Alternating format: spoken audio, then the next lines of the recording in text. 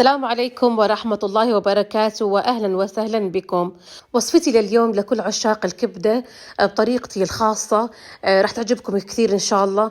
طبعا الكبدة من الأشياء جدا لذيذة، وقليل من الناس اللي يسويها.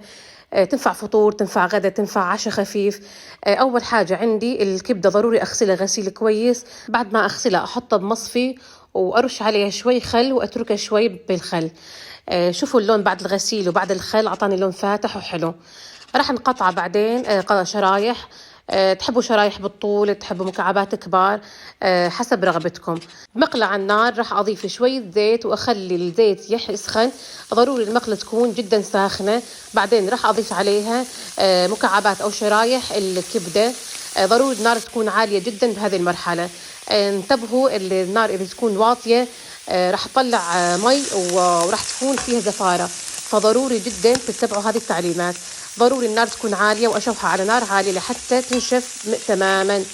بعد ما تنشف بهالمرحلة ما عندي مشكلة، راح أهدي النار وراح أضيف شرايح من البصل وشرايح من الفلفل وأستمر بالتحريك لحتى تذبل معايا الفلفل والبصل.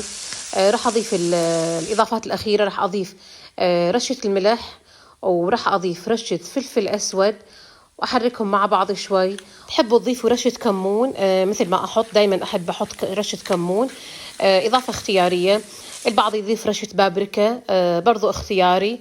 يظل عندي الإضافة الأخيرة شوي من عصير الليمون، وهون تكون عندي الكبدة جاهزة للأكل. عن جد هالطبق غير إنه جدا سريع ولذيذ ويفك أزمة بالبيت. ما عندك غدا، فطور سريع، عشاء. غير هالشي الكبدة مفيدة كثير، مفيدة لأطفالنا، فيها فوائد لا تعد ولا تحصى. فاحرصوا دايما سووا الكبدة بالبيت وسووها على طريقتي وخبروني برأيكم بيها، وانتظروني بوصفات قادمة.